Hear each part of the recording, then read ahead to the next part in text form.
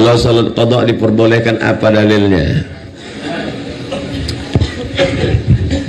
Falyusalliha idza dzakaraha. Falyusalliha idza dzakaraha. Man nama, siapa yang tertidur, au nasya atau terlupa, falyusalliha idza dzakaraha. Hendaklah dia menunaikannya ketika dia ingat. Ini dalil qada. Itu kan kalau tertidur dan terlupa. Bagaimana kalau memang dulu preman memang sengaja melupakan? Apa kata Imam An-Nawawi dari mazhab Syafi'i? Sedangkan tertidur dan terlupa saja di qada, apalagi sengaja. Di situ pengambilan dalilnya. Jadi jangan mengambil dalil tekstual nasyun. Ditempelengnya bapaknya. Kenapa kau tempeleng? Yang dilarang kan mengatakan fala taqul lahuma uff. Yang enggak boleh mengatakan kalau nempeleng boleh. Itu namanya qiyas aulawi. Sedangkan mengatakan aja nggak boleh, apalagi nempeleng. Sedangkan yang tertidur saja mesti diganti, apalagi yang sengaja tidur.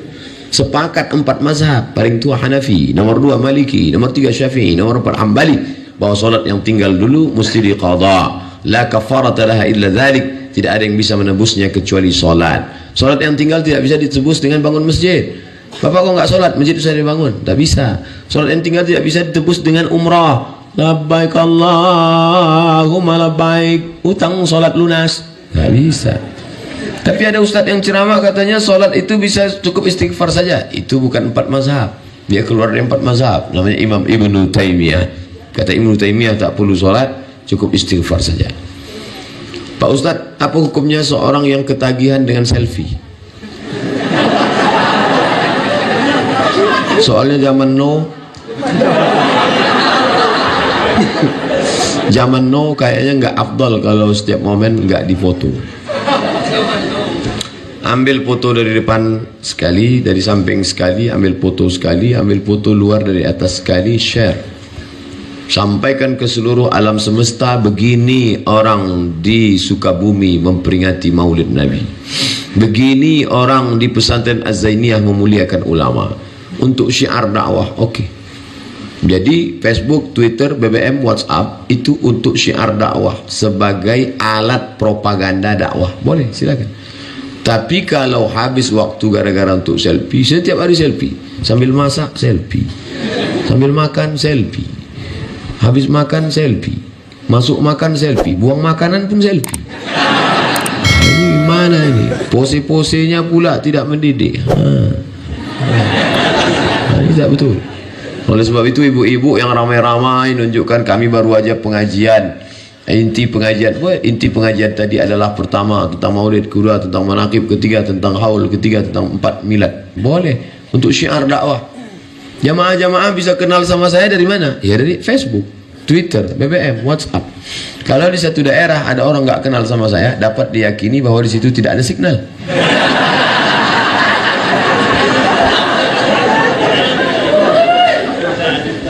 Bolehkah makan sesajen dimakan atau makanan yang habis dipakai sembahyang orang Cina? Itu ritual ibadah. Wala ana abidu ma'abadtum wala antum abiduna ma'abud lakum dinukum waliyadid. Kalau dia datang beri kita makanan, dia kasih kita buah, boleh. Karena tidak terkait dengan ritual ibadah. Dia kasih kita kue kotak, halal, label halal, boleh. Tapi kalau sudah terkait dengan ritual ibadah, maka kita dilarang tegas. Nabi pernah menerima hadiah dari orang kafir? Pernah. Apa hadiahnya? Asal Banha, asal madu. Banha dari provinsi di Mesir. Ada satu provinsi namanya Banha, produksinya madu. Lalu kemudian Nabi diberi minum, diminum Nabi madu sampai habis. Itu dalil kalau mereka kasih makanan boleh, tapi madu halal. Ada madu yang haram, ibu-ibu paling tak suka itu.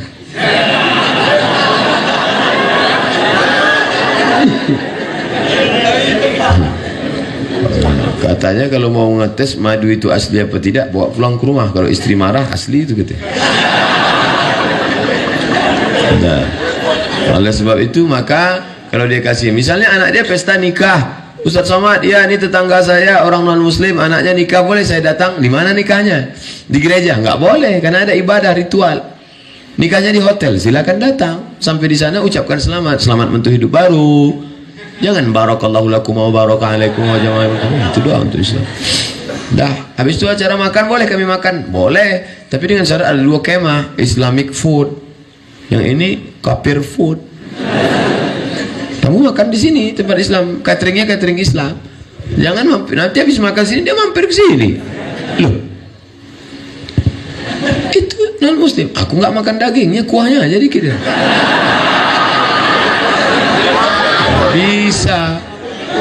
Nggak bisa begitu.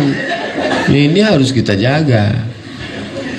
Ini sekarang umat ini terbagi dua, ekstrim kanan yang benar hanya saya, selain dari saya sesat kafir. Ekstrim kanan, yang ekstrim kiri semua benar. Jingle bell boleh, cap gome boleh, gongsi pacai boleh. Nggak bisa begitu.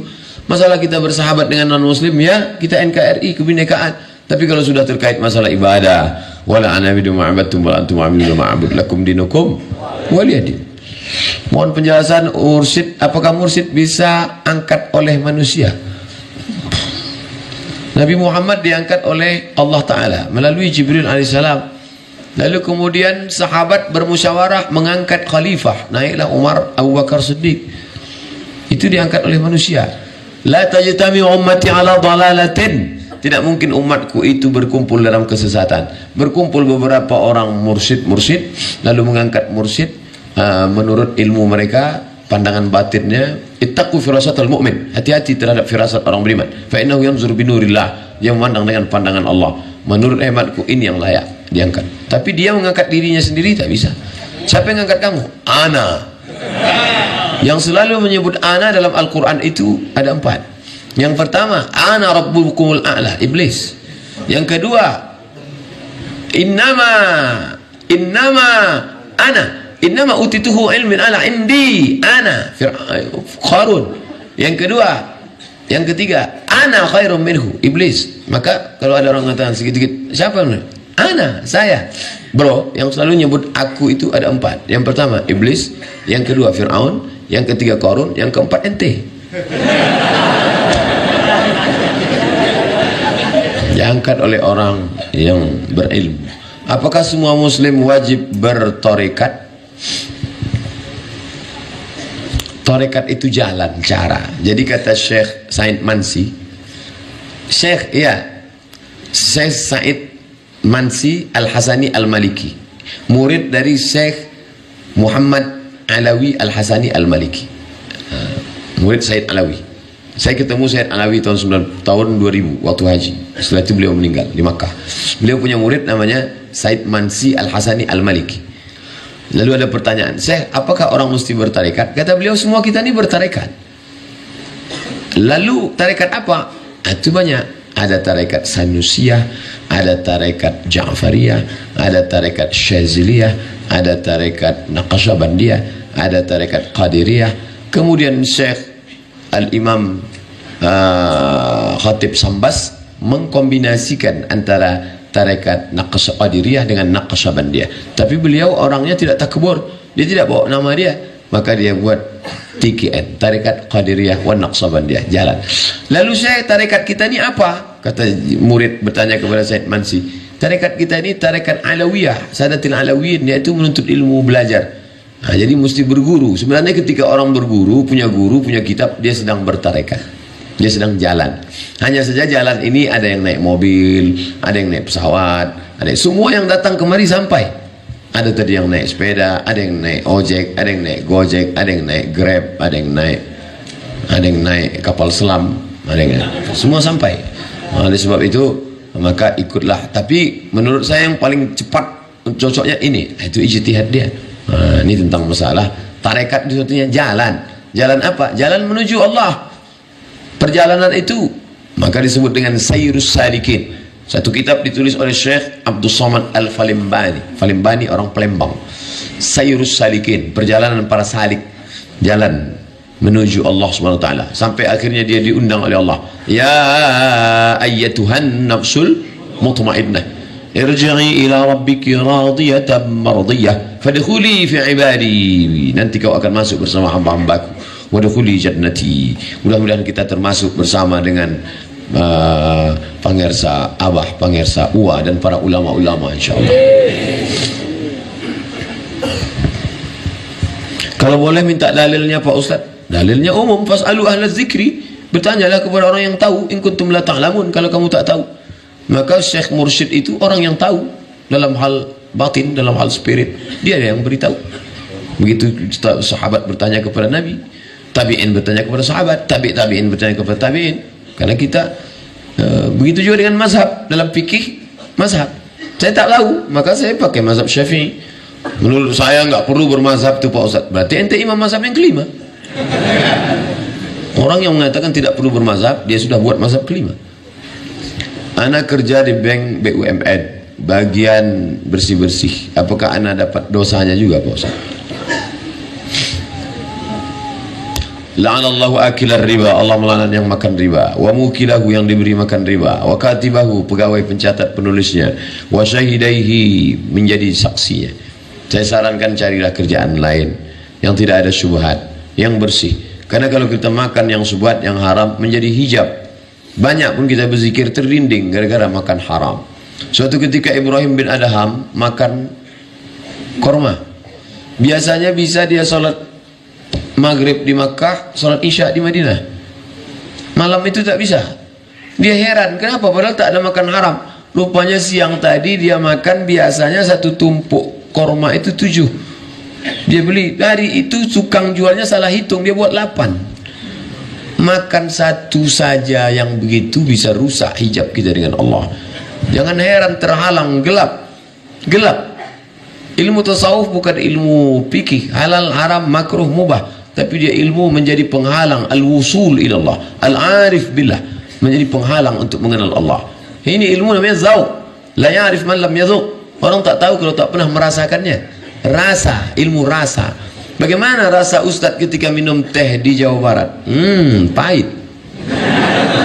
Beda sama di Sumatera, tehnya manis. Lama saya termenung tadi, kenapa teh di sini tak ada yang manis? Sampai akhirnya nampaknya Kiai Aang tahu apa yang ada dalam hati saya. Beliau sendiri menjawab. Apa kata beliau? Ustaz, jangan heran kalau di sini teh tidak manis, karena orang Jawa Barat manis-manis. Wih, itu ternyata rahasia. Rasa tidak bisa diceritakan dengan kata, karena kata terlalu miskin untuk mewakili rasa.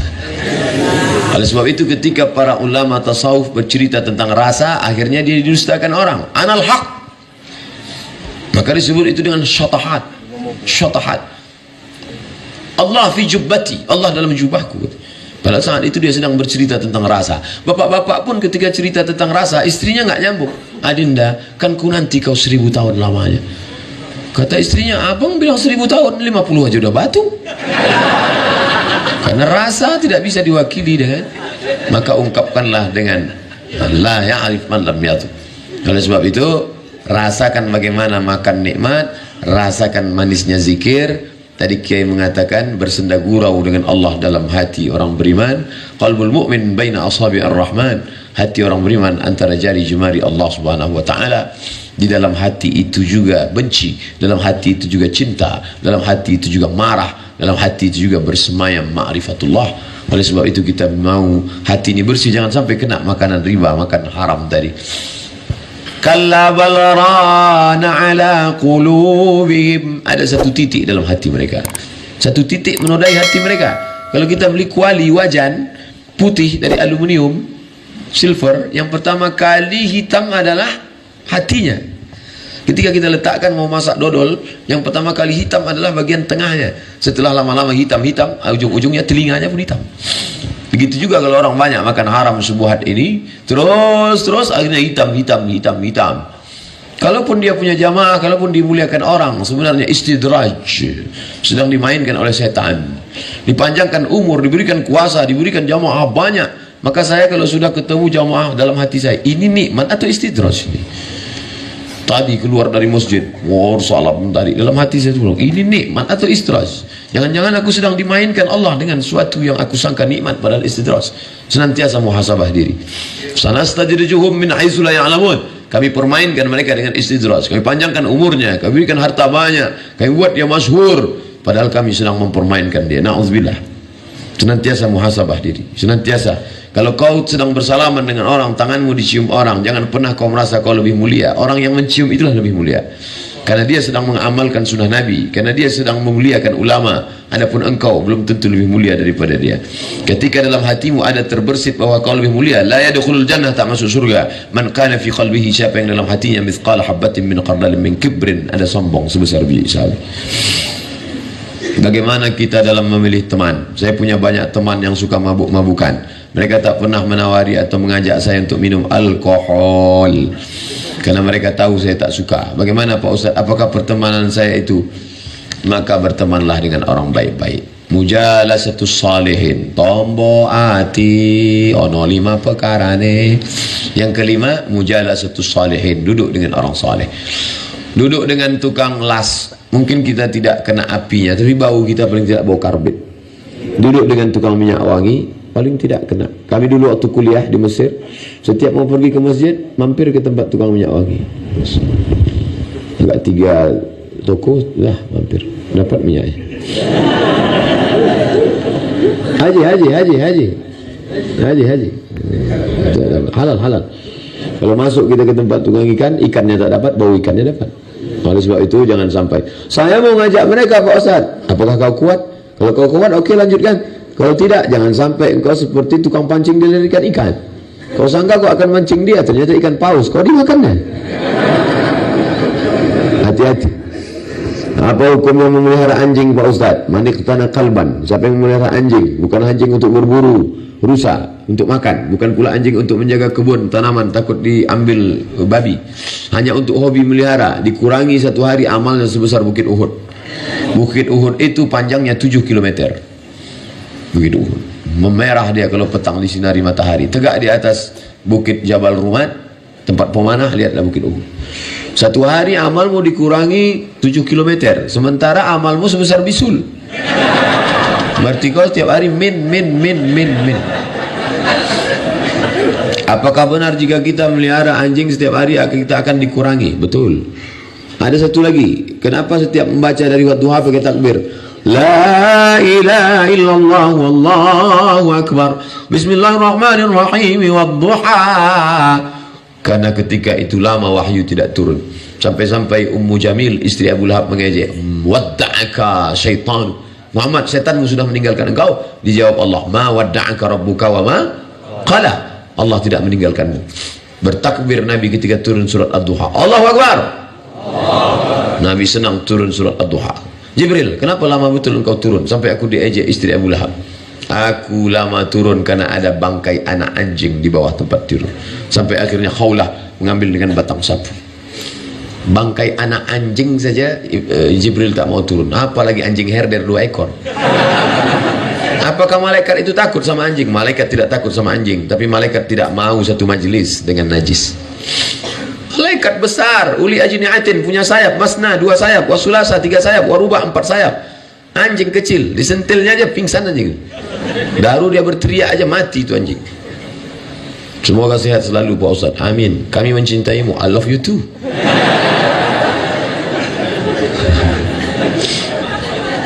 Kalau ada sahabat mengatakan uhibbuka fillah, aku cinta pada engkau karena Allah, jawabannya ahabbakallahu fima ahbabtani. Allah mencintaimu sebagaimana cintamu padaku. Sesama laki-laki, jangan sama bini orang. Nanti ngirim WA ke istri orang, uhibbuka fillah. Datang suaminya, maksud Allah. Bagaimana cara ingin mendapatkan berkah terbebas dari hutang menurut syariat Islam? Jangan ngutang. Dulu ketika gaji guru 1,5 juta, dia khusyuk mengajar di kelas. Gajinya 1,5 juta, dia khusyuk mengajar di kelas. Kenapa? Karena dia hidup zuhud dan tawadhu. Dia isi motornya bensin 5.000, dia bisa ngajar 3 hari. Khusyuk di kelas. Tapi setelah naik sertifikasi guru, maka guru bisa tidak khusyuk. Kenapa? Simbiotis mutualisme. Ada uang, ada barang. Mulai dia kredit Avanza. Akhirnya pikirannya kacau, tidak fokus. Maka iqna, merasa cukup dengan pemberian Allah. Takun aghnan nas, kau akan menjadi orang yang sangat berkecukupan. Sekarang orang semua ngutang. Termos ngutang, piring ngutang, istri ngutang, mobil ngutang, rumah ngutang. Satu-satunya yang lunas istrinya itu. Aku nikahkan engkau dengan anakku dengan mahar seperangkat kitab suci Al-Quran tunai. Andai boleh hutang juga itu. Dengan anakku dengan mahar seperangkat kredit. Maka jangan pernah. Bagi yang sudah terhutang, maka berdoa. Nabi mengajarkan minta perlindungan dari 8. Allahumma inni a'udzubika minal hammi wal hazan wal ajzi wal kasal wal jubni wal bukhl wa dhala'id dayni wa ghalabatir rijal. Allahumma inni a'udzubika minal hammi susah hati wal kasal wal hazan kesulitan wal jubni pengecut wal bukhl pelit wa Allahumma inni a'udzubika minal hammi wal hazan wal ajzi lemah wal kasal malas wal jubni pengecut wal bukhl pelit kikir kedekut wa dhala'id dayni diredit hutang wa ghalabatir rijal dikuasai orang lain. Bagaimana hukumnya pegadaian? Meminjamkan barang orang dipinjam oleh kita, apa hukumnya? Gadai masuk dalam satu bab fikih namanya rahan, babur rahni, bab gadai. Boleh gadai. Pak, minjam uang bapak 10 juta, saya takut nanti ustaz larikan. Oke, kalau bapak takut, ini tanah saya 1 hektar sebagai jaminan uang 10 juta. Nanti kalau sudah ada, saya kembalikan uang, saya balik. Ya, sementara uang saya pakai, maka tanah bapak pegang, jangan dipakai. Kalau dipakai, kullu qardin jarra naf'an fahuwa riba. Setiap pinjaman mengambil manfaat, maka manfaatnya itu riba. Meminjamkan barang orang lain yang dipinjam oleh kita. Meminjamkan barang orang lain yang dipinjam oleh kita. Kita minjam motor orang. Dah, motor dia kita pinjamkan ke orang. Nah, ini bahaya. Apalagi kalau dia suka melarikan. Jangankan motor, anak gadis orang pun dilarikannya. Apalagi motor. Ini tanggung jawab kita 2 kali lipat. Oleh sebab itu kalau tidak betul-betul amanah, jangan, bahaya. Bagaimana menyikapi seorang ayah yang anak-anaknya tidak bertanggung jawab? Menyikapi seorang ayahnya anak-anak yang tidak bertanggung jawab. Ayah tidak bertanggung jawab, maka di akhirat akan dituntut karena dia zalim. Ittaquz zulma, takutlah kamu perbuatan zalim. Fa inna zulma zulumatun yaumal qiyamah. Perbuatan zalim akan jadi kegelapan pada hari kiamat. Adapun anak-anak yang tidak bertanggung jawab pada orang tua. Ustaz, ya, emak kami sudah meninggal, terus ayah kami tidak kami kasih nikah. Oh, ini bahaya. Kalau kamu berbakti kepada ayahmu, maka nikahkan, cari. Kalau kamu takut ayahmu mencari, kamu yang mencarinya. Ini seorang bapak mengadu kepada ustaz. Apa kata anaknya? Papa nggak usah bingung ya. Nanti papa kalau mau terbang ke Singapura ada kakak, mau terbang ke Surabaya ada adik, mau terbang ke Jakarta ada. Apa kata bapaknya? Kalian terbang saja yang kalian pikirkan. Kemana aku hinggap kalian tak pikirkan. Maka berbakti pada orang tua. Berbakti pada orang tua, senangkan hatinya. Kalau ada pecandu narkoba, pezina, di dunianya dia senang, bahagia. Hukumannya di akhirat nanti. Tapi kalau ada orang durhaka pada orang tua, hebatnya hukuman durhaka. Orang durhaka pada orang tua, di dunia dapat, di akhirat dapat. Pasti itu, anaknya pasti durhaka. Makanya yang paling berbakti pada orang tua ini siapa? Keluarganya Jet Li, Chow Yun Fat, dan Jackie Chan. Cina-Cina itu berbakti pada orang tua. Saya pergi ke mall di Malaysia, ceramah seminggu, hari terakhir kita main ke mall Pak Ustaz. Oke, saya lihat di lantai atas orang-orang tua jompo banyak sekali, disuap sama anaknya makan. Ternyata anak-anak mereka mau meliburkan diri 1 hari untuk menyiapkan, karena mereka percaya menyenangkan hati orang tua akan menurunkan rezeki. Hanya hoki lah, hanya cincai-cincai lah, kencong-kencong lah. Senang hati mereka. Senangkan hati orang tuamu. Kalau masih hidup dia di rumah, belikan kain, belikan baju, belikan makanan, belikan. Senangkan hatinya. Banyak orang menganggap, orang tua kan nggak perlu baju baru. Justru makin tua dia makin ingin baju baru.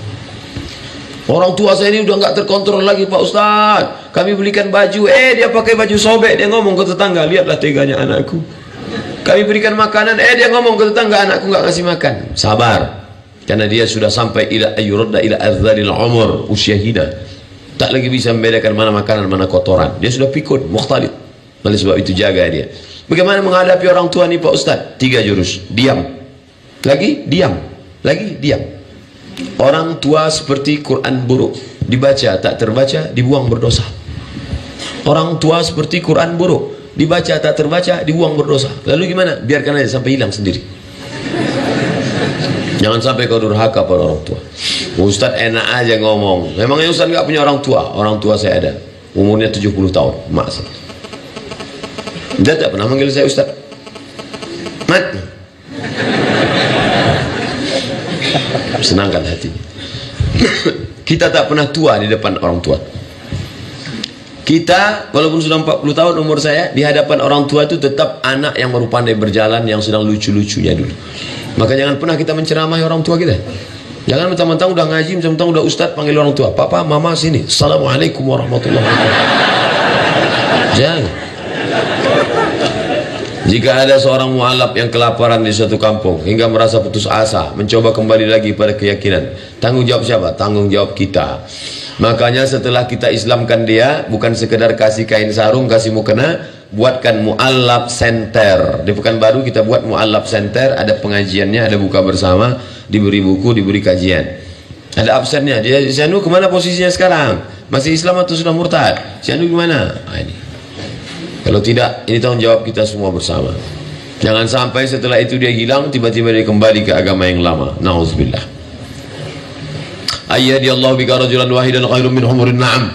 Satu orang dapat hidayah karenamu lebih baik daripada seekor unta yang merah, kendaraan termahal zaman Nabi. Satu orang dapat hidayahmu.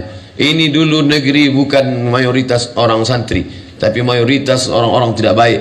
Kemudian berapa orang dapat hidayah karena Kiai Haji Zainul Abidin Bazul Ashab tiba-tiba menjadi negeri santri. Maka ini menjadi pelajaran penting buat kita santri-santri, tanamkan keyakinan, baca biografi Tuan Guru, baca biografi Pangersa baca biografinya, bawa tenang. Itulah gunanya kita baca. Kadang kita lupa, makanya baca manaqib, baca manaqib, baca manaqib. Untuk apa? Membangkitkan semangat kita lagi bahwa oh ternyata dia dulu kemari. Ini pesantren langsung besar begini atau gimana? Dulu hanya bangunan kecil Pak Ustaz. Kemudian berkembang menjadi 8 hektar. Akan ada perluasan tanah. Dari mana didapat bangunan mewah, megah, besar, cantik seperti ini? Dari mana? Perjuangan panjang. Maka ini semua harus kita jadikan sebagai cambuk dalam diri kita. Bagaimana hukumnya seorang murid mencium tangan guru mursyidnya, sedangkan mereka bukan mahram? Begitu pula dengan sesama rekan. Tadi beberapa jamaah bersalaman dengan saya, dia kasih kain, hail namanya, pembatas. Di situ saya pahami bahwa orang tarekat Qaririyah Naqsabandiyah diajarkan mursyid gurunya, karena beberapa yang saya lihat dimasukkannya tangannya gini, Ustaz. Nah, kalau ada sini tak bersentuh, ya tak apa-apa, tak bersentuh. Saya termasuk yang bagian, tapi kalau ada yang membolehkan mungkin dia tengok dalil lain. Tapi dari beberapa yang bersalaman tadi saya lihat dia pakai berarti ternyata diarahkan untuk wallahu a'lam bishawab. Assalamualaikum warahmatullahi wabarakatuh Ustaz. Waalaikumsalam warahmatullahi wabarakatuh. Bagaimana hukumnya asuransi jiwa di bank syariah, boleh atau tidak? Asuransi hukumnya ada dua. Yang pertama mengatakan asuransi hukumnya haram karena ada unsur horor, gambling, judi. Satu tahun bayar 10 juta, 10 juta, 10 juta, 10 juta, 10 juta, 10 juta, 10 juta, 10 juta. Semuanya ada 10 orang. 10 kali 10 berarti terkumpul uang 100 juta. Tiba-tiba meninggal saya, mati. Saya yang dapat. Sudah bayar 10 tahun, nggak mati-mati. Judi. Maka kata kelompok yang pertama, asuransi itu ada judinya, maka dia haram. Kelompok yang pertama mengatakan haram. Kelompok yang kedua mengatakan asuransi itu halal, boleh. Kenapa? Karena di dalamnya ada unsur ta'awun, tolong menolong. Saya susah, nggak ada uang, maka dengan adanya uang iuran 10 juta 10 juta saya menjadi tertolong. Baik asuransi jiwa, asuransi kesehatan maupun asuransi kendaraan, keselamatan di jalan raya. Maka ada dua pendapat. Begitu kata Syekh Ali Jum'ah dalam kitab Fatawa Mu'asirah, fatwa kontemporer. Silakan pilih antara dua ini, karena asuransi tak ada zaman Nabi. Saya milih judi Pak Ustadz, kalau begitu haram. Saya milih tolong menolong Pak Ustadz, kalau begitu boleh, silakan. Tapi konsisten, jangan ketika nggak dapat dibilang haram, pas dapat halam. Nah, Ustadz sendiri, saya tidak pakai asuransi jiwa, saya tidak pakai asuransi kesehatan, saya tidak pakai asuransi kendaraan. Terus pernah tabrakan? Sering. Karena saya menganggap itu bagian dari judi. Tapi saya tak menyalahkan. Apalagi di sini ada tulisannya asuransi syariah. Nanti kalau ada sales yang datang ke perumahan Bapak Ibu mengatakan silakan daftar asuransi syariah, tanya mana fatwa dari DSN, Dewan Syariah Nasional, air minum ini tidak boleh diminum sebelum ada label halal. Ini ada Pak Ustadz? Ada halalnya. Mereknya Sahabat. Sahabat apa? Sahabat UAS. Kalau minuman makanan kita mesti tahu ada label halalnya, bukan label Pak Ustadz, label. Nah, terserahlah mau label mau label. Kalau mesti ada label halalnya, maka kalau yang sifatnya ekonomi tidak dikeluarkan oleh Komisi Fatwa, tapi dikemukakan oleh DSN, Dewan Syariah Nasional. Maka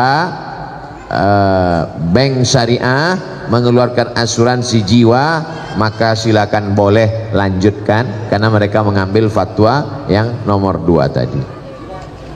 Begitu juga dengan BPJS, itu asuransi kesehatan. Sebetulnya uang digabung, uang digabung. Ada yang sakit, yang satu sudah bayar. Kamu BPJS sudah berapa tahun daftar? Udah 2 tahun Pak Ustadz, nggak pernah sakit, sehat terus. Berarti uangmu nggak pernah mau pakai. Inilah rencana mau sakit nih Pak Ustadz. Assalamualaikum Pak Ustadz. Waalaikumsalam warahmatullahi wabarakatuh. Saya bekerja di swasta, sebagian besar saham dimiliki non muslim dan saya menerima gaji setiap bulan. Namun per bulannya ada sumbangan rutin dengan nominal tertentu ke yayasan, tak saya sebut nama agamanya, menjaga kode etik jurnalistik, di mana situ sifatnya wajib bukan sukarela. Apakah kami nanti di akhirat saat dimintai pertanggungjawaban kemana uang sumbangan ini? Bagaimana hukumnya bekerja di perusahaan non muslim? Pertanyaan ini ada 2 pertanyaan bercabang. Pertanyaan pertama, apa hukum kerja di tempat non muslim? Nabi punya menantu namanya Sayyidina Ali bin Abi Thalib, menantu Nabi, suami dari anaknya Sayyidatuna Fatimah. Pindah ke Madinah, kerja di rumah orang Yahudi. Kerjanya menimba air orang Yahudi, susah, nggak ada duit, ngambil upah menimba air. Dilaporkan ke Nabi, ya Rasulullah, Ali kerja di rumah orang Yahudi. Apa kerjanya? Menimba air. Nabi tidak larang. Itu hukum boleh bekerja di tempat non muslim selama tidak terkait masalah akidah.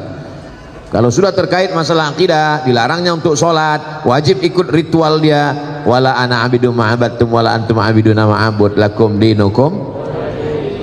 Tak boleh. Bekerjanya kalau tidak ada hukum terkait dengan akidah boleh. Yang masalah nomor 2 adalah nyumbang.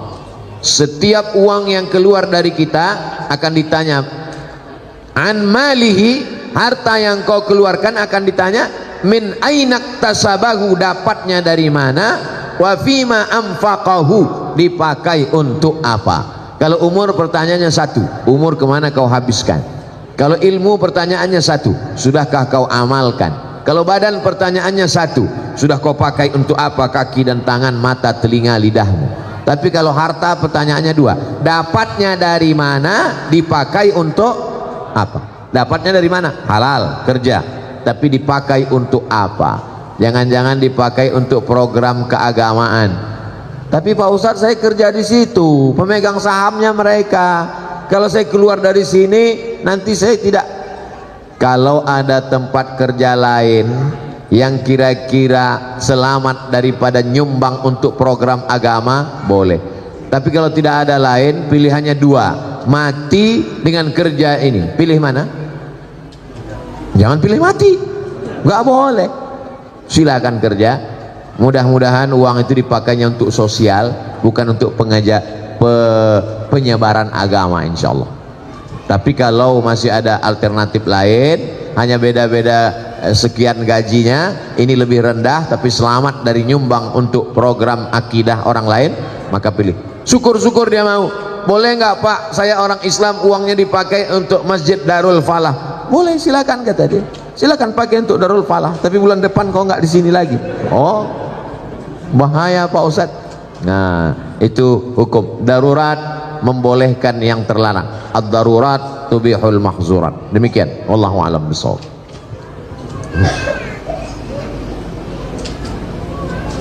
Assalamualaikum Ustadz Somad. Waalaikumsalam warahmatullahi wabarakatuh. Kalau punya hutang sholat bertahun-tahun, bisa nggak dibayar ketika sholat rawatib? Tidak satu, dan tidak boleh mengerjakan sholat sunat. Pertanyaannya dua, bercabang juga. Dulu akil balignya umur 10 tahun. Umur 10 tahun akil balik, mulai wajib sholat. Lalu dia tidak sholat, dia belum hijrah, nggak ngaji. Lalu kemudian sekarang baru dia sholat. Saya baru sholat Pak Ustadz. Kapan? Subuh tadi. Umur berapa sekarang? 40. Berarti 30 tahun tidak sholat. Maka sholat-sholat yang lama selama 30 tahun itu dia qadha. Qadha artinya ganti. Qadha bukan tempat cuci tangan, itu qadha. Di qadha yang lalu-lalu di qadha. Sekarang teknis mengqadhanya bagaimana? Selesai satu sholat langsung qadha. Habis maghrib nanti langsung qadha. Maghrib yang pertama dengan imam itu namanya ada. Usolli fardhal maghribi 3 raka'atin adaan. Setelah maghrib dia qadha. Usolli fardhal maghribi 3 raka'atin qadaan.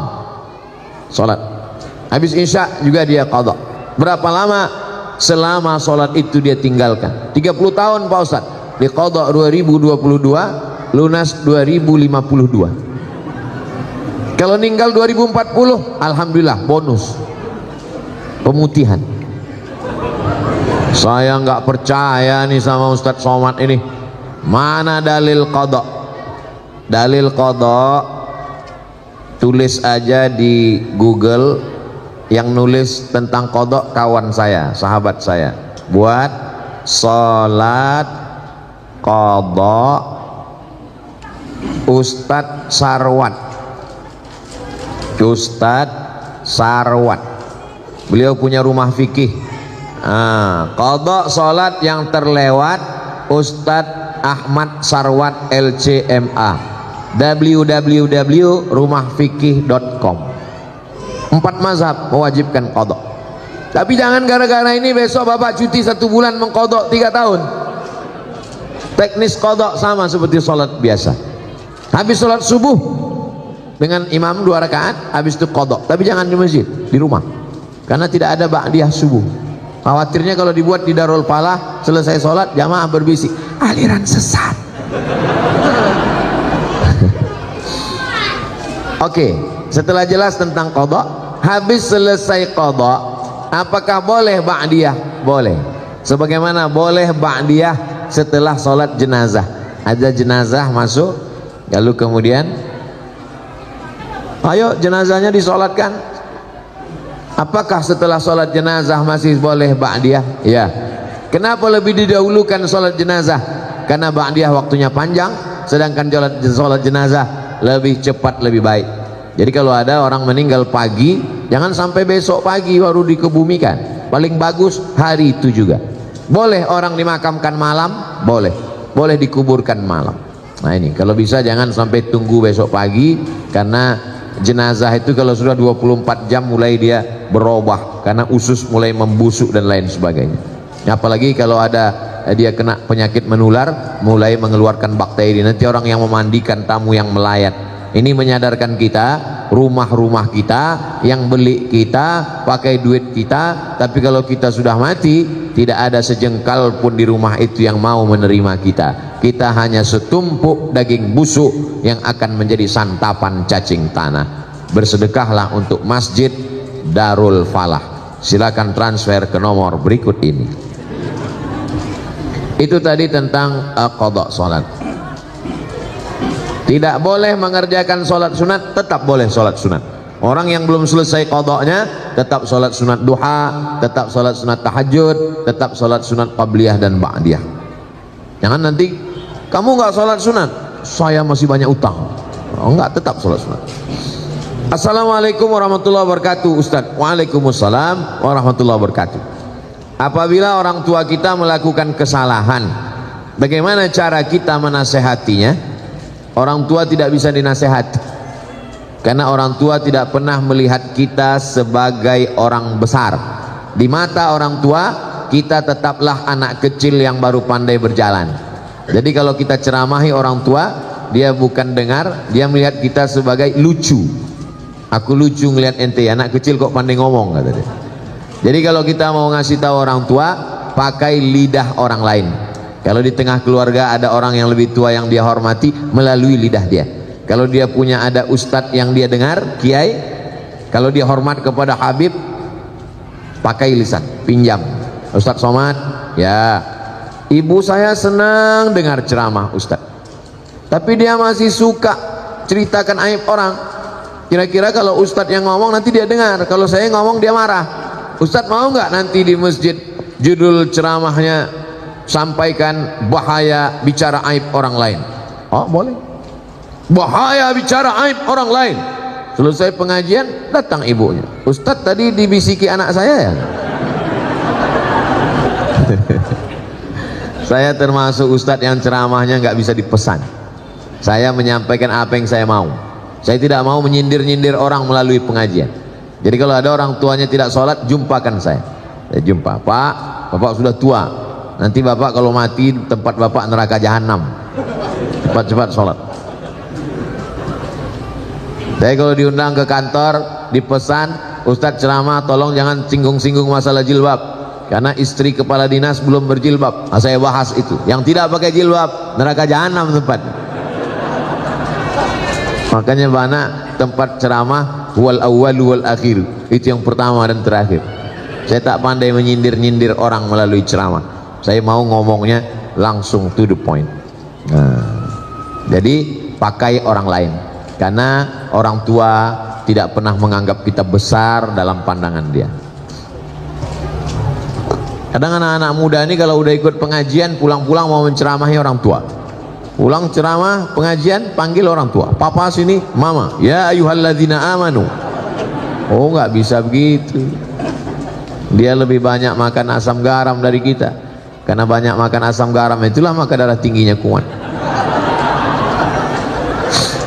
Assalamualaikum Ustaz. Waalaikumsalam. Bagaimana sikap kepada saudara yang murtad? La yahillu damu mri'im muslim illa bi ihda salas. Tidak halal darah orang muslim ditumpahkan kecuali dia melakukan tiga. Siapa yang melakukan tiga maka boleh dipancung kepalanya, mati. Yang pertama, an-nafsu bin nafsi, pembunuh. Dalam Islam pembunuh tidak dihukum penjara tapi hukum pancung. Yang kedua, as-sayyibuz zani, sudah menikah, punya istri, punya suami tapi berzina, maka juga dihukum mati, ditanam setengah badannya, dilempar batu pakai mati sampai mati. Yang ketiga, at-tariku lidinihi al-mufariqu lil jamaah, orang yang murtad meninggalkan agama Islam maka dianggap pengkhianat, maka dia dihukum mati, hukum pancung menurut hukum Islam. Tapi kita tidak pakai hukum itu, kita pakai hukum konvensional. Apalagi liberal sekuler bebas, orang gonta-ganti agama seperti ganti sendal, seperti ganti baju. Pakai baju ini tipis kedinginan, pakai baju tebal. Pakai baju tebal kepanasan, pakai baju tipis. Enak saja. Bahkan di podcast orang murtad enak aja ngomong, seenaknya menghina agama, tak bisa ditegakkan. Jadi bagaimana sikap kita sebagai keluarga? Jangan putuskan, karena kalau putus dia semakin nyasar, semakin jauh. Kalau masih ada nomor handphonenya, tetap tiap hari kau mesti balik kepada Islam. Wa may yartadda minkum an dinihi, siapa yang murtad dari agama Allah maka dipancung kepalanya. Lalu kemudian mesti dikasih tahu, kau nanti kalau mati tidak diterima Allah. Wa may yabtaghi ghairal islami dina, siapa yang mencari agama selain Islam, falan yuqbala minhu, maka dia tidak akan diterima Allah. Wa huwa fil akhirati minal khasirin, di akhirat termasuk orang rugi, karena masuk neraka khalidina fiha abada, kekal selamanya. Jangan pernah berhenti mengajak dia untuk balik ke agama Islam sampai akhirnya dia mati. Dua kemungkinan, kita capek lalu dia mati, atau kita lelah kita mati duluan. Yang penting kita sudah melaksanakan amar ma'ruf nahi mungkar. Adapun berbaik-baik menganggap ini bukan masalah, maka kita sudah melakukan setuju dengan perbuatan mungkar. Man ra'a minkum mungkaran, siapa yang melihat perbuatan mungkar, falyughayyir biyadihi, robah dengan tangan. Fa illam yastati, kalau tak sanggup dengan tangan, fa bilisani, dengan lidah. Kalau tidak sanggup dengan lidah, dengan hati. Jangan diam, karena diam berarti as-sakitu anil haq syaitan akhras. Orang yang diam terhadap kebenaran diinjak-injak. Orang minum khamar aja kita tak boleh diam. Innamal khamru khamar, wal maisir judi, wal ansab menyembelih binatang untuk berhala, wal azlam mengundi nasib, rijsun najis min amali syaitan, perbuatan syaitan. Fajtanibu, jauhi. Apalagi yang lebih hebat daripada zina, lebih hebat daripada minum khamar, apa dia? Murtad. Nauzubillah. Mudah-mudahan Allah selamatkan keluarga, tetangga, anak cucu kita dari murtad ini. Luar biasa gerakan pemurtadan sekarang. Dinikahi, pura-pura masuk Islam, setelah punya anak dia ancam, kalau kamu mau tetap suami saya, ikut agama saya. Kalau kamu tidak mau, saya tinggalkan. Perempuannya tidak kerja, tidak ada duit, takut, akhirnya murtad. Pemurtadan dengan cara nikah, pura-pura masuk Islam, robah KTP, habis itu punya anak satu, murtad, tak terhitung jumlahnya. Makanya anak-anak ibu kalau pacaran, lihat dulu agamanya. Jangan karena mobilnya lalu dinikahkan, jangan karena pekerjaannya, karena PNS-nya, karena jabatannya, rugi. Allah selamatkan. Tidak apa-apa kejam-kejam, marah-marah sedikit, lebih baik daripada nanti menangis di akhir masa. Kakek-kakek, nenek-nenek umur 70 tahun datang ke kantor Basnas. Waktu itu saya dewan sosialisasi Basnas. Ustadz Somad nggak usah ikut rapat. Kenapa Pak Ketua? Ustadz itu ada mau orang konsultasi. Ada apa Pak? Anak saya perempuan nikah dengan non muslim, dia mu'alaf masuk Islam. Setelah anak 3 dia murtad. Sekarang 5 keluarga saya murtad Pak Ustadz. Anak saya, mantu saya, cucu saya 3. Saya waktu itu ragu mau ngasih tahu tegas, siapa yang murtad? Saya takut saya gitu dua-duanya meninggal. Saya bilang bapak pulang aja ke rumah, makan enak, banyak-banyak zikir, banyak-banyak doa, mudah-mudahan Allah balikkan hatinya. Sudah tak tertolong lagi, bagaimana caranya? Ini berawal dari kenapa bisa anak nikah dengan orang tidak seakidah. Karena gara nonton sinetron, gara-gara nonton artis infotainment. Beda agama nggak apa-apa, dalam Islam tidak bisa. Dalam Islam yang pertama kali dilihat adalah agamanya. Tungkahul mar'atu li arba', perempuan dinikahi karena 4. Limaliha karena hartanya, wali hasabiha karena keturunannya, wali jamaliha karena kecantikannya. Tapi pandang yang keempat, fazfar bidzatid din, lihat agamanya. Taribat yadaka, kau akan selamat. Kalau mau mencari menantu laki-laki, idza ja'akum man tardawna dinahu, kalau ada orang yang meminang anakmu, maka yang pertama kau lihat din, agamanya, wa khuluquhu, akhlaknya. Ini mentang-mentang ada orang minang anak, begitu dibuka gorden dilihat mantu mobil baru, oh ini dia sesuai dengan istikharahku tadi malam, istikharah cinta, oh inilah calon mantu kita. Padahal suaminya udah ngasih tahu, ojo ke susu bu, inilah dia. Ternyata setelah dinikahi seminggu murtad dia, dunia tak dapat, akhirat tak dapat, menangis anak pulang meleleh air mata. Mama, kenapa? Mobilnya kredit.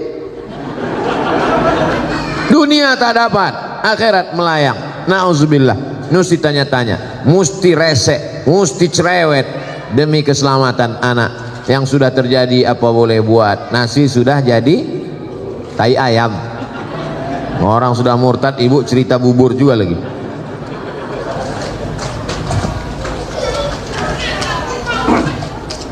Apakah orang tua bertanggung jawab terhadap anak yang mabuk, yang sakau, yang pacaran, yang minum khamar? Kullukum ra'in, setiap kamu adalah pemimpin.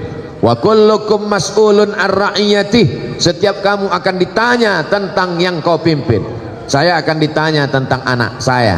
maka anak keponakan saya laki-laki, adik saya laki-laki, adik laki-laki punya anak perempuan, kalau meninggal adik saya yang menjadi walinya, maka adik keponakan perempuan saya wajib masuk pesantren.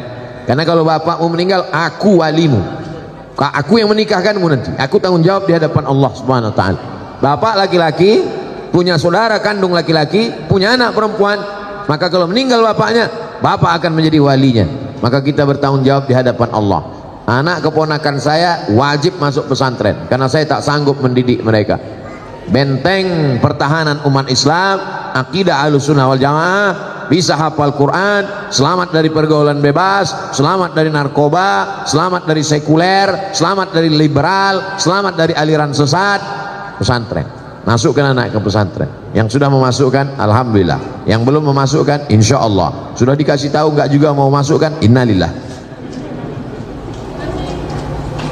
Kalau sudah dimasukkan ke pesantren, sudah dididik, tetap juga dia buat dosa, kita tidak tanggung jawab. Wala taziru waziratu wizra ukhra, orang tidak menanggung dosa orang lain, tapi kita sampai mati tetap amar ma'ruf nahi mungkar. Jangan diam. Bu, anaknya saya bawa nonton ya, jangan. Sebentar aja bu, ke Parung Panjang, nanti saya belikan mie ayam sama bakso. Bawa lah.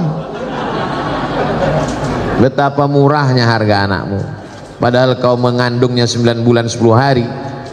Di Parung Panjang ngandung masih 9 bulan 10 hari, alhamdulillah. Di tempat lain ada yang 3 bulan lahir, menyusukannya 2 tahun, meregang nyawa melahirkannya. Kenapa dibiarkan sia-sia? Kita akan diminta tanggung jawab di hadapan Allah. Tapi jangan gara-gara ini lalu takut punya anak. Silakan punya anak, karena anak bisa menolong. Rabbi habli minas sholihin. Itu pertanyaan-pertanyaan. Ada lagi? Habis. Itu baik.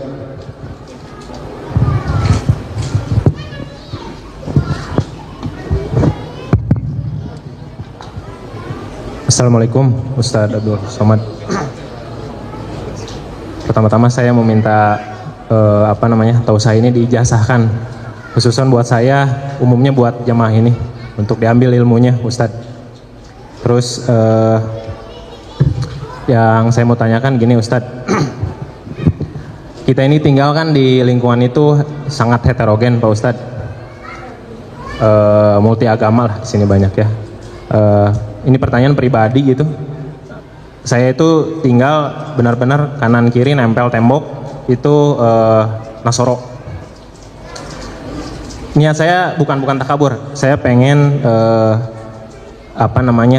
mungkin ini ibadah saya gitu. Saya pengen memperlihatkan adab sama akhlak orang Muslim tuh seperti ini gitu. Jadi biar tidak termakan ya sekarang metaverse ya. Gimana adab saya terhadap tetangga saya yang bertempelan tembok, kebetulan dia Nasoro, qadarullah dia miara makhluk najis juga. Terus saya punya anak kecil, saya pengen berhubungan baik sama beliau. Kadang kita juga berbagi makanan gitu, tapi saya tahu gitu tetangga saya ini makanan yang tidak halal gitu. Gimana cara adab saya Ustadz? Sodako, bismillah. Saya bertetangga dengan non-muslim sampai kelas 6 SD. Setelah itu orang tua saya pindah, tapi hubungan saya sampai hari ini baik. Masih WA, masih kirim-kiriman. Ada rumah Quran di daerah itu perlu bantuan semen. Yang WA saya yang non-muslim tadi, Ustadz Somad, dekat rumah kita ada rumah Quran, sekarang sedang pembangunan. Ada orang di Jakarta mau dapat jadwal ceramah TNI melalui yang non muslim tadi.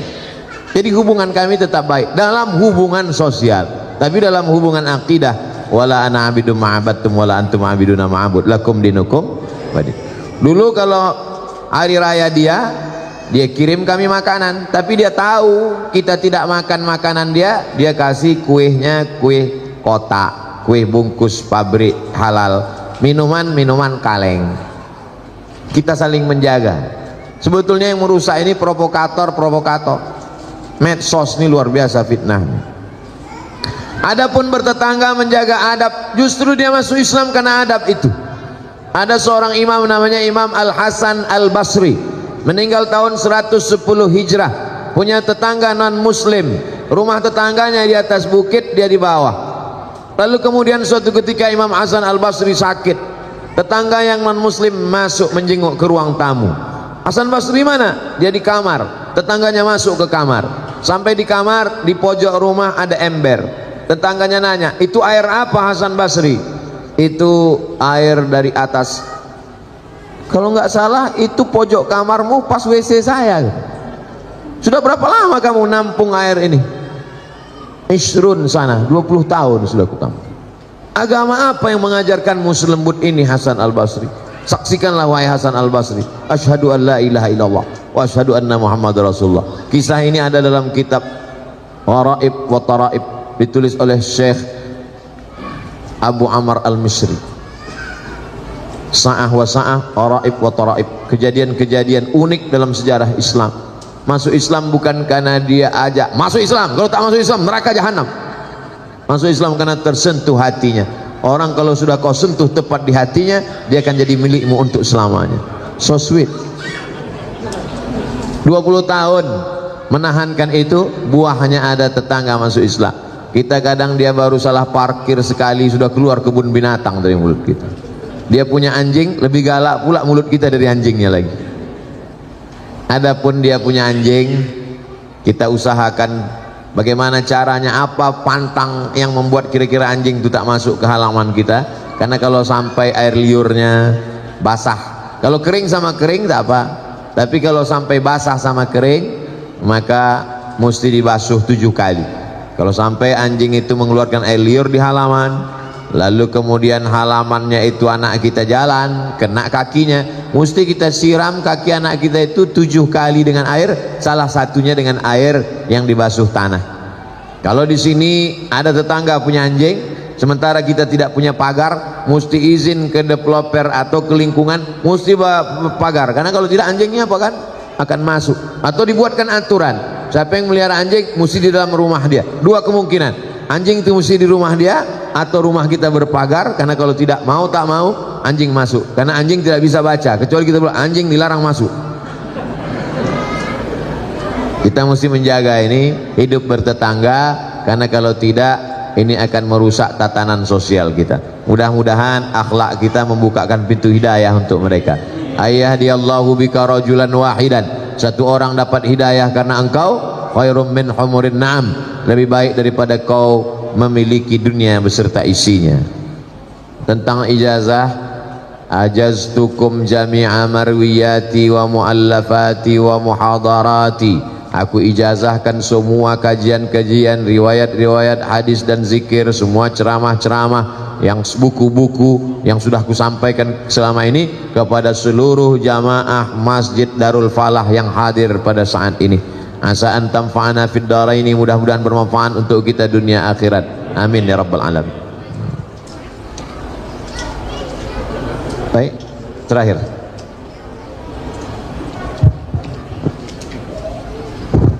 Assalamualaikum warahmatullahi wabarakatuh. Waalaikumsalam warahmatullahi. Mohon maaf, insyaallah ini terakhir Ustaz. Laki-laki dewasa keutamaannya tetap kepada ibunya.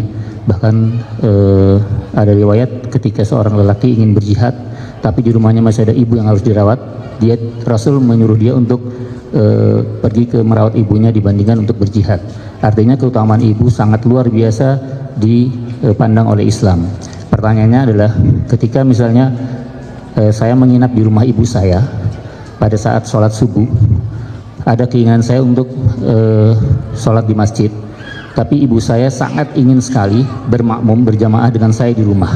Mana yang lebih utama? Saya tetap jalan ke masjid atau saya menyenangkan hati ibu saya untuk berjamaah di rumah? Terima kasih. Allahu a'lam bishawab. Assalamualaikum warahmatullahi wabarakatuh. Waalaikumsalam warahmatullahi wabarakatuh. Datang seorang laki-laki menjumpai Nabi Muhammad sallallahu alaihi wasallam. Ya Rasulullah, izinkan aku perang jihad fisabilillah, aku mau mati syahid. Kata Nabi, alaka min ummin, ibumu masih hidup? Ya, ada di rumah. ilzam rijlaiha fasammal jannah, kau urus tapak kakinya, kau dapati surga di sana. Kalau telapak kakinya kau urus, kau dapat surga. Apalagi kalau kau urus kepalanya, tangannya, badannya, makannya, pakaiannya. Yang masih punya ibu, bersyukurlah. Kalau ibunya sudah meninggal, bersedekah. Saat ummi matat, emakku sudah mati ya Rasulullah, afa tasaddaqu anha, kalau aku bersedekah apakah pahalanya sampai untuk almarhumah? Kata Nabi, sampai. Ayu sadaqatu afdal, sedekah apa yang paling afdal? Sakil ma, memberikan air minum. Bapak ibu yang sanggup belikan air minum kotak, sedekahkan untuk pengajian. Yang tak sanggup, buatkan sumur bor. Oh, lebih mahal Pak Ustadz, rame-rame. Satu sumur bor 2 juta, iuran dengan keluarga di pondok pesantren, mengalir pahalanya. Bagaimana kalau ibu di rumah, nginap di rumah ibu, ibunya mau sholat subuh berjamaah, sementara anaknya mau sholat subuh ke masjid? Menurut mazhab Hambali, sholat subuh berjamaah, sholat berjamaah ke masjid hukumnya wajib. Berbakti kepada orang tua juga wajib. Kalau ketemu 2 yang wajib, bagaimana? Lihat di rumah itu ada tak orang lain. Kalau di rumah itu anaknya 10, perempuan 9, 1 laki-laki, maka dia tetap pergi ke masjid. Maka nanti setelah pulang ke masjid, dia tetap berbakti kepada ibunya. Tapi kalau dia anak tunggal satu-satunya, tak ada pembantu dan siapapun juga dalam rumah itu, kalau dia pergi dikhawatirkan terjadi sesuatu, maka yang wajib ini lebih dikedepankan daripada dia pergi ke masjid. Menurut mazhab Syafi'i, sholat berjamaah ke masjid fardu kifayah. Menurut mazhab Maliki, sholat ke masjid adalah sunnat muakkad. Andai bertemu 2 yang wajib, maka dilihat mana yang lebih kuat di antara keduanya. Kalau anak tunggal sendirian, tak ada orang lain yang menjaga, maka wajib kau bersama ibumu, karena dikhawatirkan akan terjadi sesuatu. Sedangkan di masjid sholat berjamaah tetap ada imam dan makmum, sehingga sholat tetap terlaksana. Kalau sampai masjid Darul Falah ini kosong, tidak ada orang sholat berjamaah, satu perumahan ini istahwadat alaihimus syayatin, satu perumahan ini diganggu setan. RT-nya kesetanan, RW-nya kesetanan, masyarakatnya kesetanan. Insya Allah kita sholat berjamaah di masjid. Amin ya rabbal alamin. Untuk segala kebaikan, mudah-mudahan kita semuanya istiqomah, menjadi lebih baik daripada sebelumnya. Yang sakit-sakit diangkat penyakitnya, yang terlilit hutang ditolong lepas dari riba, anaknya menjadi anak yang soleh dan solehah, keluarganya sakinah mawaddah warahmah. Ala hazihin niyah. Al-Fatihah. Apa betul istri itu adalah orang?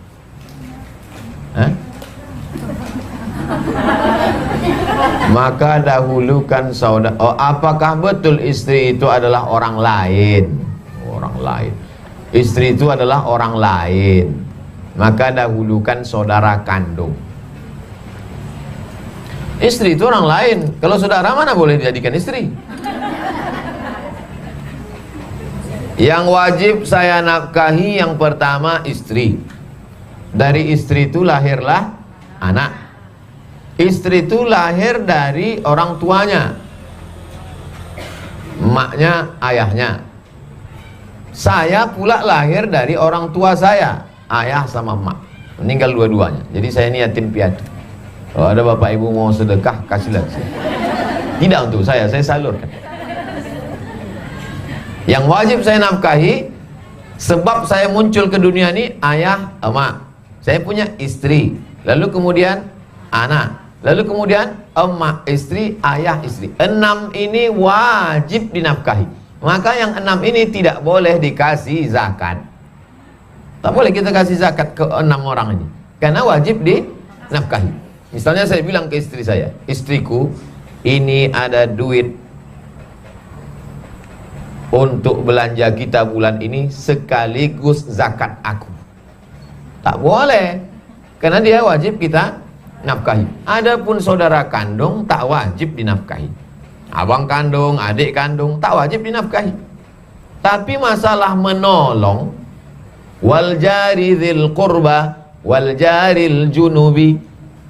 Siapa yang lebih dulu kita tolong? Wal jari dzil qurba, tetangga yang punya hubungan kerabat. Wal jaril junubi, tetangga yang tak ada hubungan kerabat. Di sebelah rumah kita ada tetangga tapi saudara kita. Yang di sebelah lagi ada tetangga bukan saudara kita. Yang mana yang duluan kita tolong? yang ada hubungan persaudaraan. Tapi bukan berarti kalau duitnya 100.000 kita kasih 100 sama dia, yang sebelah ini mati tak makan. Mungkin ini 75, yang ini 25.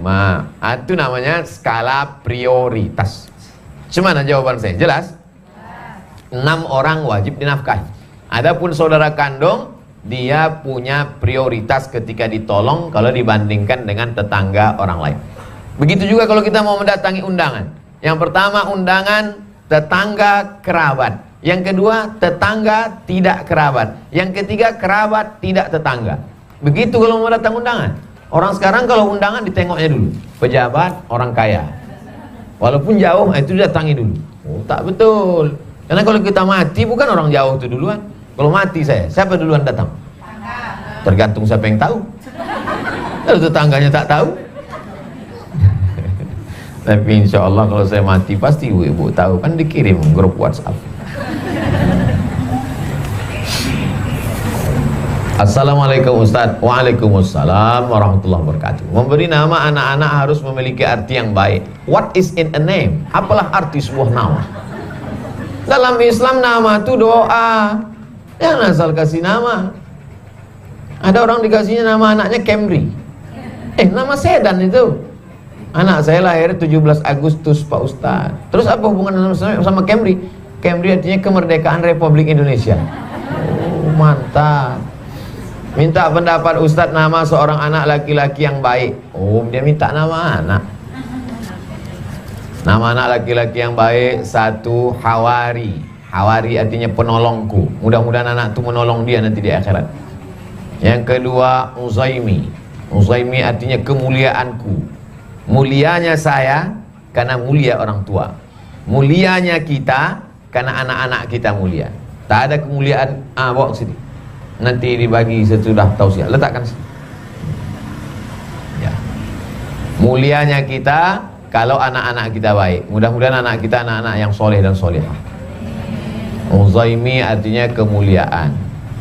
Nujaimi. Nujaimi artinya bintang. Kalau kita pergi di tengah malam, di tengah lautan gelap gulita, tak nampak mana timur, utara, selatan, tenggara, nampak ada satu bintang menentukan arah. Berharap kita anak ini menjadi Nujaimi. Nama yang paling bagus kalau dipakai nama Nabi. Ahmad, Muhammad, Adam, Idris, Nuh, Hud, Saleh, Ilyas, Ilyas, Zakaria, Musa, Yahya, Isa, Zulkifli, Daud, Sulaiman, Ayub. Atau nama yang disandingkan dengan Allah. Abdullah, Abdul Rahman, Abdul Rahim, Abdul Ghafur, Abdul Somad.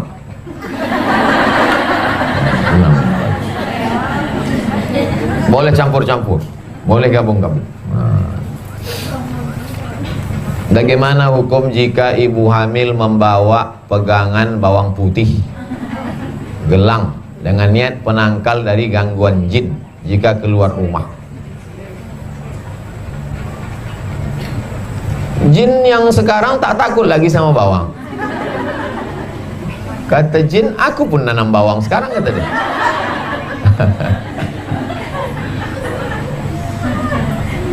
Kita dianjurkan untuk membaca wirid-wirid.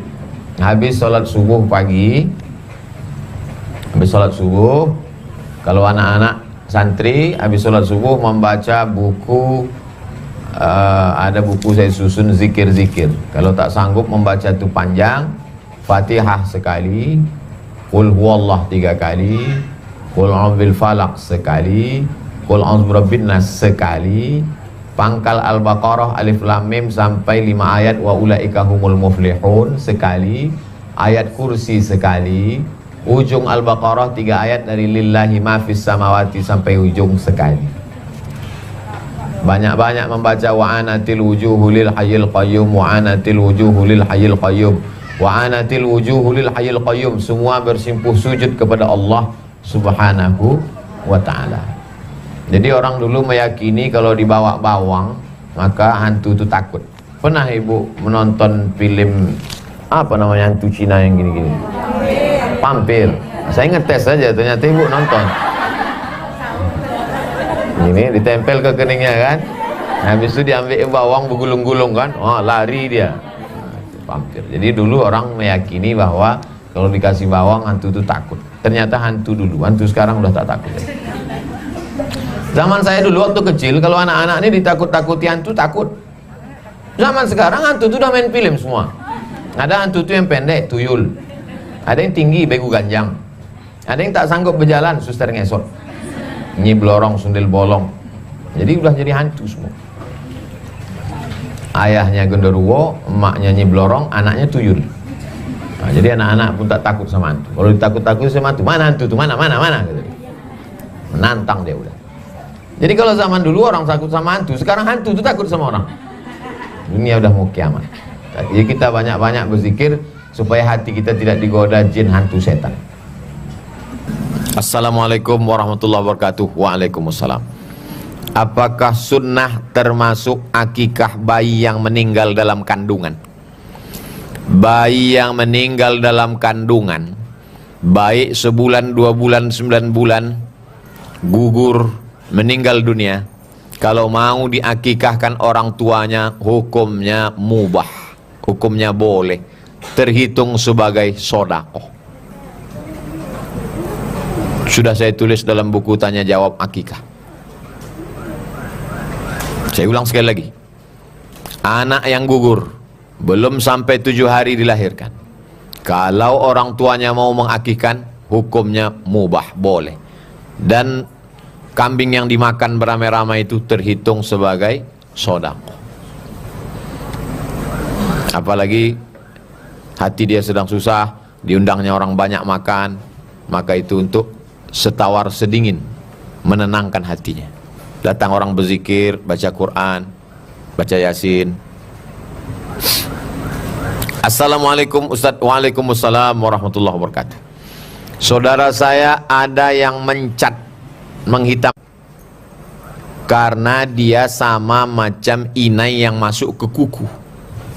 Ibu kalau pakai inai, orang Melayu disebut inai, daun pacar, ditumbuk, dipasang, habis itu kuku berubah jadi merah, habis itu berwuduk, wuduknya masuk tak ke kuku? Masuk. Tapi kalau pakai kutek, apa namanya?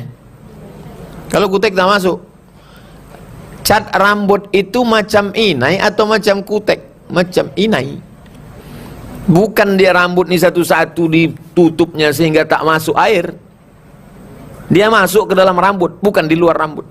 Jadi kalau ada orang mengecat rambut, waktu dia mandi, airnya masuk ke rambut, bukan terhalang karena cat itu. Kecuali dicatnya pakai cat, sehingga waktu dia mandi tak masuk air itu ke rambut, tak sah mandinya. Kalau tak sah mandi besarnya, maka tak sah sholatnya. Itu tentang hukum mengecat. Tapi tak disebutkannya di sini apakah yang ngecat rambut itu laki-laki atau perempuan. Tapi saya yakin ini laki-laki, karena kalau perempuan tak boleh rambut dia ditengok laki-laki yang tak mahram. Saya Pak Ustadz perempuan, bolehkah saya cat rambut saya? Yang menengok rambutmu kan suamimu.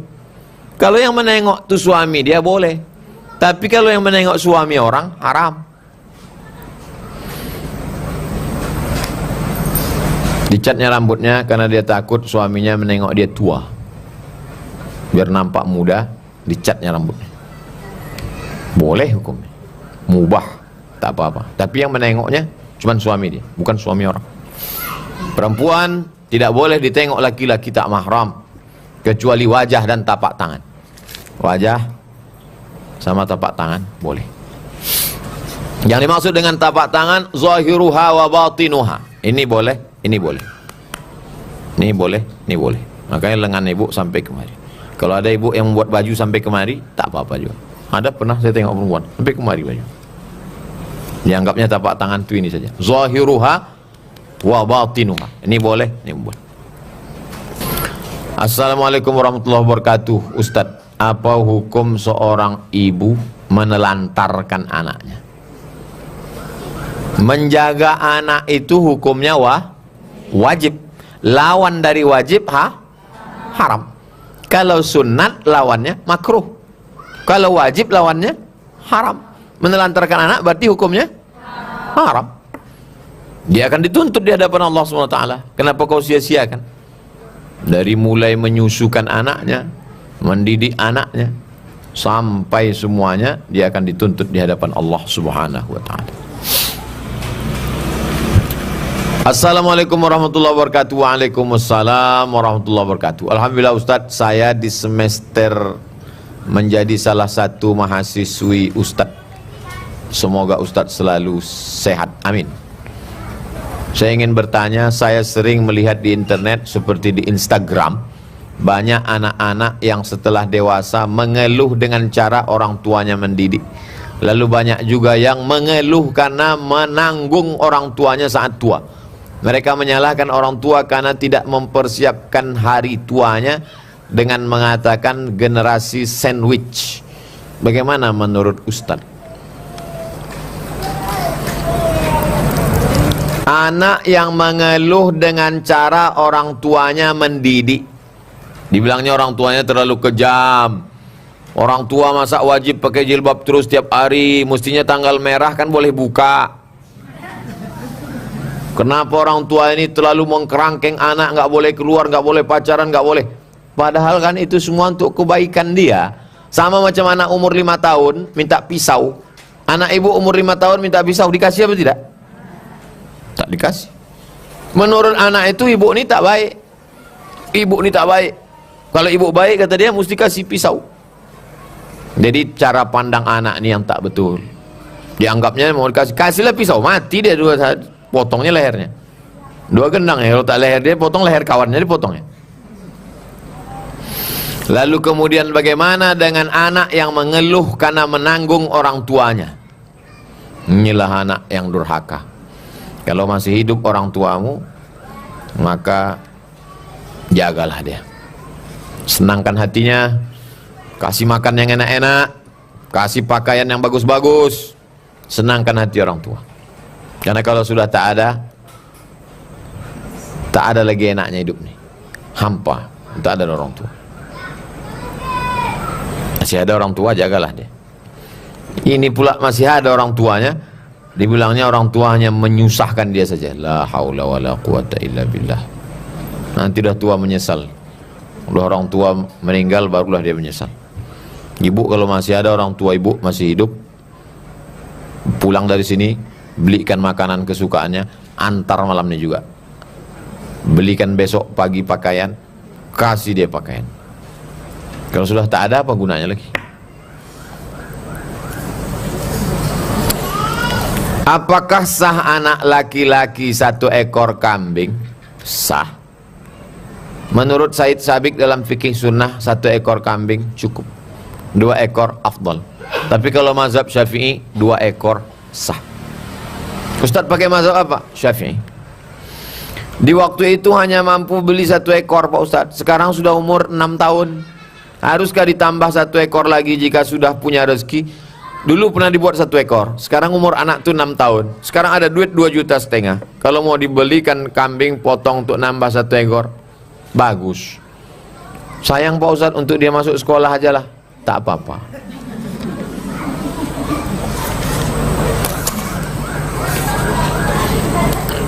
Apabila kita membaca surat Al-Kahfi setiap Jumat, sesuai dengan yang saya dengar, akan diampuni dosanya dari Jumat ke Jumat berikutnya. Dosa apa saja yang akan diampuni? Man qara'a surat Al-Kahfi yaumal Jumu'ah. Siapa yang baca surat Al-Kahfi hari Jumat, petang Jumat, sore Jumat, malam Jumat, adha'a lahum min nur, Allah berikan dia cahaya ma bainal jumu'ataini, sampai Jumat yang akan datang. Begitu bunyi hadisnya. Siapa yang membaca surat Al-Kahfi hari ini? Ibu yang sudah baca, alhamdulillah. Bagi yang belum baca, waktunya tinggal 30 menit lagi. InsyaAllah masih sempat. Sampai azan maghrib habis. Ini jangan-jangan Ustadz yang ceramah, Ustadz pun belum baca. Saya baca tadi malam habis maghrib. Habis maghrib saya baca Al-Kahfi, habis itu baca Yasin, habis itu hadiahkan ke orang tua. Ya Allah, sampaikanlah pahala bacaan surat Al-Kahfi dan surat Yasin kepada almarhum, almarhumah, almarhumullah, maafirlahum, warhamhum, wa'afihim, wa'afwan. Baca Al-Kahfi sore Jumat, petang Jumat, malam Jumat, siang Jumat, diberikan Allah cahaya sampai ke Jumat yang akan datang. Saya bisa membedakan ini kipas, ini tiang, ini orang, ini lantai, ini atap, itu karena mata atau karena cahaya? Karena cahaya, bukan karena mata. Siapa yang mengatakan kita bisa menengok ini karena mata? nanti malam datang ke sini jam 1 malam, matikan lampu ini, buka mata lebar-lebar. Tak nampak. Itu menunjukkan kita melihat bukan karena mata, tapi karena cahaya. Siapa yang baca surat Al-Kahfi hari Jumat, diberikan Allah cahaya sampai ke Jumat berikutnya. Cahaya apa maksudnya? Cahaya hidayah, sehingga bisa membedakan mana yang hak, mana yang batil, mana yang betul, mana yang batil, mana betul, mana batil. Sekarang yang batil kata orang betul, yang betul kata batil, yang batil disangka betul, yang betul disangka batil. Tengoklah di medsos itu. Orang yang betul dikatakan batil, yang batil dikatakan betul. Itu maksudnya. Tapi katanya kalau baca soal Kahfi diampuni Pak Ustadz. Orang yang sholat diampuni dosanya. Tak mungkin dia baca surat Al-Kahfi tak sholat. Pasti dia sholat, maka diampuni dosanya. Betul. Dosa yang mana? Dosa yang kecil-kecil, shaghair. Adapun dosa kepada manusia, tak bisa baca surat Al-Kahfi. Ya Allah, ampunilah dosaku kepada tetanggaku, rantang yang kupinjam belum balik. Oh, tak bisa. Kita akan dituntut nanti di hadapan Allah SWT. Semua yang sangkutan-sangkutan di dunia ini mesti cepat-cepat. Kalau tidak nanti kita akan dituntut di hadapan Allah. Ada orang yang sholatnya cukup, puasanya cukup, zakatnya cukup, haji umrohnya cukup, tapi tetap kena sangkutan. Kenapa? Karena masih ada sangkutan dengan manusia. Bertetangga, dekat rumah, berjiran, berkawan, jangan ada sangkutan-sangkutan. Nanti kita akan dituntut di hadapan Allah SWT. Nanti Idul Fitri kan bisa Pak Ustadz? Iya, kalau nyawa kau sampai Idul Fitri. Kalau malaikat maut datangnya Sya'ban, apakah seluruh dosa yang kita lakukan selama seminggu Pak Ustadz? As-saghair, yang kecil-kecil. Illa man taba, siapa yang bertaubat, wa amana, beriman dengan baik, wa amila amalan salihah, beramal soleh. Siapa yang bertaubat, beramal soleh, beriman, yubaddilullahu sayyiatihim hasanat, segala yang buruk-buruk diganti Allah dengan yang baik-baik. Semua orang yang bertaubat diterima Allah SWT taubatnya. Semua orang yang sholat dihapuskan dosa-dosanya yang kecil-kecil. Adapun yang terkait dengan manusia tidak bisa ditebus dengan sholat, tak bisa ditebus dengan Yasin, tak bisa disebut dengan Al-Kahfi, mesti dibayarkan, dibalikkan. Pinjam meminjam, hutang piutang akan diminta tanggung jawab di hadapan Allah Subhanahu wa taala. Apalagi kalau sampai mencuri, apalagi kalau sampai menyantet orang. Oh. Tetangga renovasi rumah, kumat darah tingginya, pergi dia ke dukun, disiramkannya air orang mati biar supaya warungnya setiap orang lewat macam kuburan. Pergi ke dukun. Na'udzubillah. Di antara dosa besar adalah sihir. Bahasa Arabnya sihir, bahasa Jawanya santet, bahasa Inggrisnya black magic. Black hitam, magic sihir. Masuk ke bengkel, ketok magic. Assalamualaikum Ustaz. Waalaikumsalam warahmatullahi wabarakatuh. Tidur, terus bermimpi. Ketika bangun, badan terasa habis dihimpit, padahal selalu membaca doa tidur. Bagaimana cara menghilangkannya Pak Ustaz? Apakah ada jin yang menikahi manusia? Juz 29 ada satu surat namanya surat Al-Jin. Kami, kata jin, minnal muslimuna wa minnal qasitun. Ada jin muslim, ada jin kafir. Makanya anak-anak ini habis sholat subuh diajak membaca zikir-zikir. Panjang zikir-zikir, ada buku, nanti ibu bisa copy buku mereka. Habis subuh dibaca sekali, habis maghrib sekali. Tapi yang saya bimbing kalau saya sedang ada di pondok, habis subuh saja. Habis maghrib baca sendiri. Kalau bisa habis maghrib, tak bisa habis maghrib, habis isya, tak bisa habis isya pas mau tidur malam. Sedikit-dikitnya bacaan, Fatihah sekali, Qul huwallah 3 kali, Qul a'udzu falaq sekali, Qul a'udzu birabbin nas sekali, pangkal Al-Baqarah alif lam mim sampai wa ulaika humul muflihun, ayat kursi, Allahu la ilaha illallahul qayyum, ujung Al-Baqarah 3 ayat, lillahi ma fis samawati sampai ujung. Habis itu solawat Allahumma sholli ala sayyidina Muhammad wa ala alihi. Habis itu tahlil la ilaha illallah 9. Fatihah sekali, Qul huwallah 3 kali, Qul a'udzu falaq sekali, Qul a'udzu nas sekali, pangkal Al-Baqarah alif lam mim sampai ulaikumul muflihun, ayat kursi Allahul Qayyum, ujung Al-Baqarah lillahi ma fis samawati wa ma fil ard, salawat Allahumma sholli ala sayyidina Muhammad, ujung tahlil la ilaha illallah. Habis itu ditiupkan ke telapak tangan, dihembuskan ke muka, ke kepala, ke badan semua, untuk dijauhkan daripada gangguan setan. Ustadz pernah tak diimpit setan macam ini? Dulu waktu kuliah di Mesir kami menyewa rumah. Rumah ini rumah tua, murah. Kenapa rumah ini murah? Karena ada hantunya. Rumah yang lain 400, rumah ini 200. Di dalam rumah itu ada satu kamar yang tidak dipakai tempat tidur. Isinya buku semua. Karena siapa aja yang tidur di situ dihimpit hantu. Tidur saya di situ, tak ada hantu. Udah tua juga saya, belum pernah saya dihimpit hantu lagi. Entah hantu itu segan karena ditengoknya sesama hantu. Ini hantu juga ini, kata dia. Di Maroko ada kamar, kata orang jangan tidur situ, ada hantu, nanti kau diimpit hantu. Banyak yang tidur di situ sesak napasnya bangun. Tidur saya di situ, tak ada hantu.